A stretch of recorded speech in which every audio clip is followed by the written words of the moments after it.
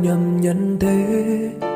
Nay khi người phản bội đi thật xa chốn đây, người ấy lúc yêu em giờ đây đã ở bên ai rồi. Còn mình tôi thiên thu ở đây vẫn đợi chờ. Những tháng năm dài mình tôi quen dần le loi, không còn chút vương sầu, không còn bao nỗi đau. Nhiều khi bóng đêm tôi thành kẻ điên khùng, chìm trong cơn men say suốt đêm sao chẳng quên người.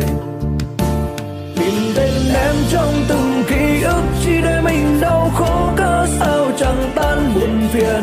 Say men dầu nước mắt nhạt nhòa sang em.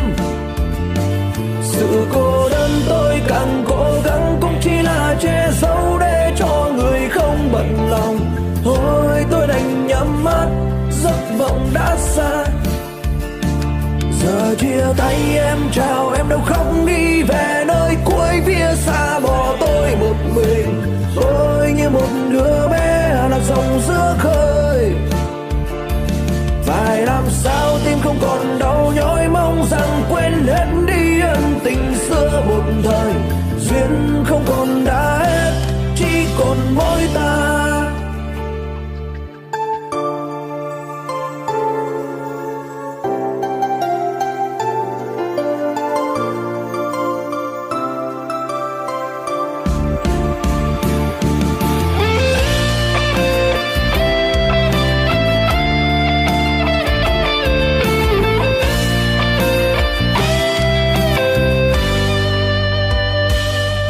Ngày tháng ấy qua dần và tôi vẫn còn ở đây.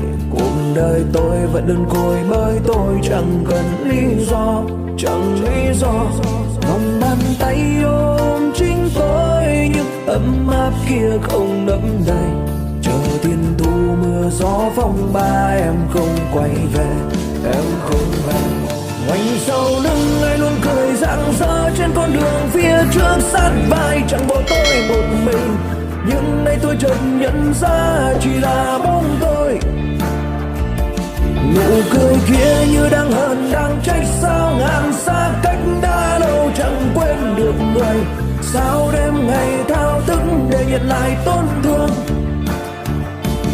Vì nhớ thương đêm ngày thao thức một ngày nào đó phía xa người quay trở về. Nhưng duyên trời đã cắt đứt vụ mờ bóng đêm. Vui chốn yêu thương một mình cũng tốt, tôi nguyện tiêu đốt để quay về nơi hồng trần. Xin muôn đời suốt kiếp trọn vẹn bóng cô. Vì nhớ thương đêm ngày thao thức một ngày nào đó phía xa người quay trở về. Nhưng duyên trời đã cắt đứt vụ mờ bóng đêm. Vui chốn yêu thương một mình cũng tốt, tôi nguyện tiêu đốt để quay về nơi hồng trần. Xin muôn đời suốt kiếp trọn vẹn bóng cô.